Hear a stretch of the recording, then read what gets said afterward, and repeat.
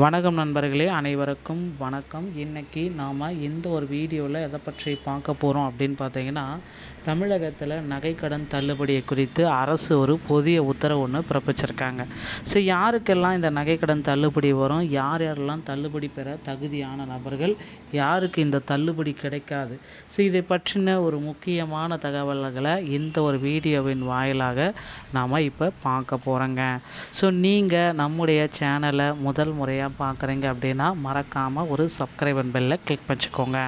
So நகைக்கடன் தள்ளுபடிக்கு உண்டான விதிமுறைகள் எல்லாமே ரொம்ப ஸ்ட்ரிக்டாக இருக்குங்க. தகுதி உள்ளவர்கள் மொத்த தள்ளுபடி வந்து பார்த்திங்கன்னா 60,000 கோடி ரூபாய் வரை தள்ளுபடி செய்ய போகிறாங்க. 5 சவரன் அதாவது 40 கிராமுக்கு உள்ளே இருந்தால் மட்டும்தான் உங்களுக்கு தள்ளுபடி. இது யாருக்கெல்லாம் பொருந்தும் அப்படின்னு பார்த்தீங்கன்னா, தமிழ்நாட்டில் நகைக்கடன் தள்ளுபடி குறித்த எதிர்பார்ப்பு அதிகரித்துள்ளது. கூட்டுறவு மற்றும் அரசு வங்கிகள் இது தொடர்பான விவரங்களை சேகரிப்பதாக கூறப்படும் நிலையில் தகுதியான பயனாளிகள் யார் என்பதை நம்ம தெரிஞ்சுக்கலாம். ஸோ யாரெல்லாம் இதுக்கு தகுதியான, கடந்த சில நாட்களாக பொதுமக்கள் மத்தியில் அதிகம் பேசப்படும் விஷயங்களில் ஒன்றாக நகைக்கடன் மாறியுள்ளது. குறிப்பாக கூட்டுறவு வங்கிகள் மற்றும் அரசு வங்கிகளில் அடமானம் வைத்து கடன் பெற்றவர்கள் மத்தியில் இந்த எதிர்பார்ப்பு நாளுக்கு நாள் அதிகரித்து வருகிறதுங்க. வங்கிகளுக்கு சில உத்தரவுகள் போயிட்டுருக்கு. ஸோ அந்த உத்தரவுகளால் யாருக்கு என்ன பயன் கிடைக்கலாம் அப்படின்றது தான் நாம் இந்த வீடியோவில் பார்க்க போகிறாங்க. ஸோ நீங்கள் நம்மளுடைய சேனலை முதல் முறையாக பார்க்குறீங்க அப்படின்னா மறக்காமல் ஒரு சப்ஸ்கிரைப் பெல்லை கிளிக் பண்ணிச்சுக்கோங்க. ஸோ வங்கிகளுக்கு அந்த உத்தரவு என்ன அப்படின்னு பார்த்தீங்கன்னா, வங்கிகளுக்கு பல உத்தரவு போயிட்டுருக்கு. பயிர்க்கடன் தள்ளுபடியால் உருவான எதிர்பார்ப்பு.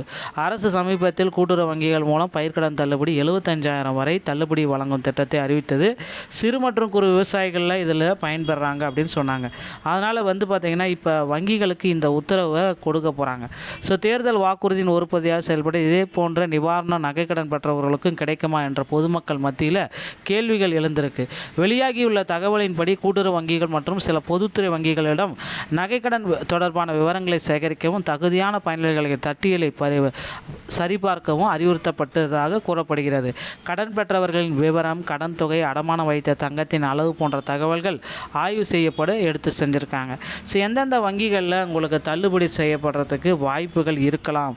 தற்பொழுது வெளியாகும் தகவல்களின் அடிப்படையில் கூட்டுறவு வங்கிகளில் பெறப்பட்ட கடன்களுக்கு முன்னுரிமை அளிக்கப்படலாம். அதே போல் சில பொதுத்துறை வங்கிகளில் பெறப்பட்ட கடன்களுக்கும் பரிசீலனை செய்யப்போவதாக தகவல்கள் வந்திருக்கிறது. ஆனால் தனியார் வங்கிகள் மற்றும் தனியார் நிதி நிறுவனங்களுக்கு உங்களுக்கு கிடைக்காது. இதுவரை வெளியாகியுள்ள தகவல்களின் அடிப்படையில் பொருளாதாரத்தில் பின்தங்கிய குடும்பங்கள், சிறு மற்றும் குறு விவசாயிகள், குறைந்த அளவு நகையை அடமானம் வைத்து கடன் பெற்றவர்கள் ஆகியோருக்கு முன்னுரிமை வழங்கப்படலாம். குறிப்பாக 5 சவரன் வரையிலான நகைக்கடன்கள் பரிசீலனை செய்யப்படும் அப்படின்றது எதிர்பார்க்கப்படுகிறதுங்க. ஸோ இப்போ தான் இந்த நகைக்கடன் தள்ளுபடி யாருக்கெல்லாம் கொடுக்கலாம் அப்படின்ற மாதிரி ஒரு சில பட்டியலை ரெடி பண்ணிகிட்ருக்காங்க. ஸோ அந்த பட்டியல் பார்த்திங்கன்னா இன்னும் ஒரு வாரத்தில் வெளியிட போகிறாரு முதல்வர் விஜய் அவர்கள். ஸோ வருகின்ற இடைக்கால பட்ஜெட்டில் இந்த நகைக்கடன் தள்ளுபடியை குறித்த ஒரு மிகப்பெரிய அறிவிப்பை முதல்வர் விஜய் வெளியிடுவார் அப்படின்றது எதிர்பார்க்கலாம். தகுதியின் அடிப்படையில் பட்டியல் வெளியாகும் என்று எதிர்பார்க்கப்படுகிறதுங்க.